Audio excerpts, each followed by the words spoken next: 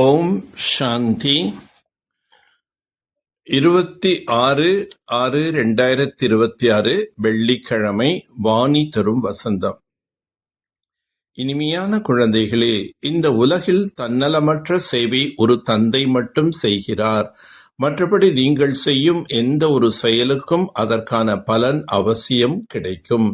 புதிய ராஜ்யம் ஸ்தாபனை ஆகவே வேண்டும் என்பது நாடகத்தின்படி நிச்சயமான ஒன்றாகும். ஸ்ரீமத் படி நாம் நமக்காக நம்முடைய ராஜ்யத்தை ஸ்தாபனை செய்து கொண்டிருக்கின்றோம். இந்த பழைய உலகின் விநாசம் ஆகத்தான் வேண்டும். குழந்தைகளாகி நீங்கள் எந்தளவு முயற்சி செய்கிறீர்களோ அந்தளவு உயர்ந்த பலனை பெறுவீர்கள்.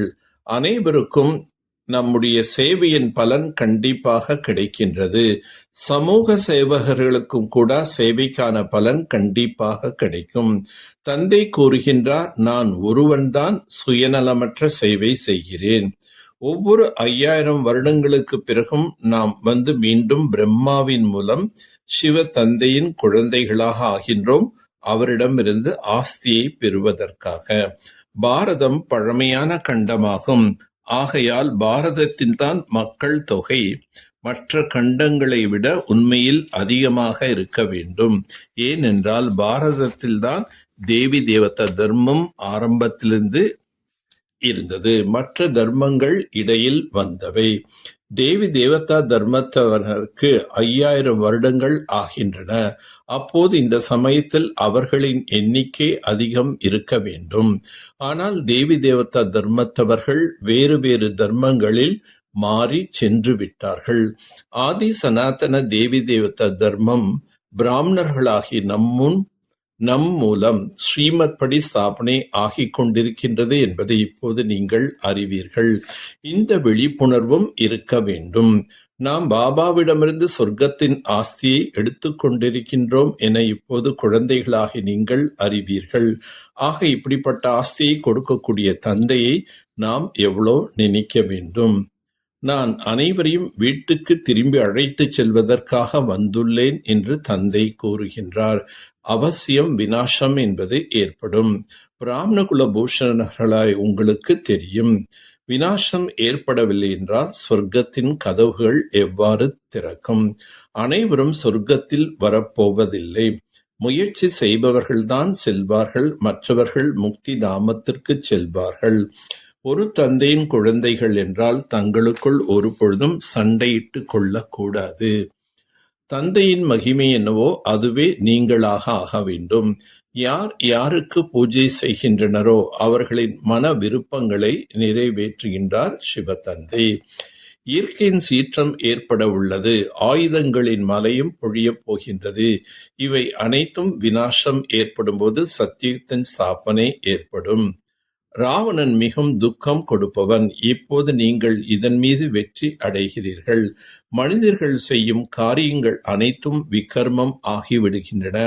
சுகம் துக்கத்தின் விளையாட்டு உருவாக்கப்பட்டுள்ளது. தந்தையின் மகிமை தனக்குள் கொண்டு வர வேண்டும். தந்தைக்கு சமமாக மகிமைக்கு உரியவர்களாக ஆக வேண்டும். பரலௌகிக்க தந்தையிடமிருந்து தூய்மையின் ஆஸ்தியினை பெற்றுக்கொள்ள வேண்டும்.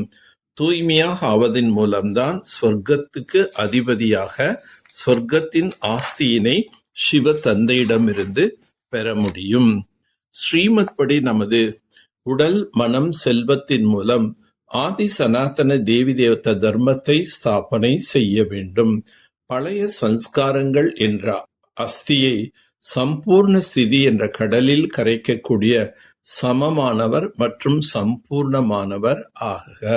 பாப் சமான் அல்லது சம்பூர்ணம் ஆவதற்கு உலக அழிவுக்கு முன் தனது பலகீனம் மற்றும் குறைகளை அழித்து விடுங்கள்.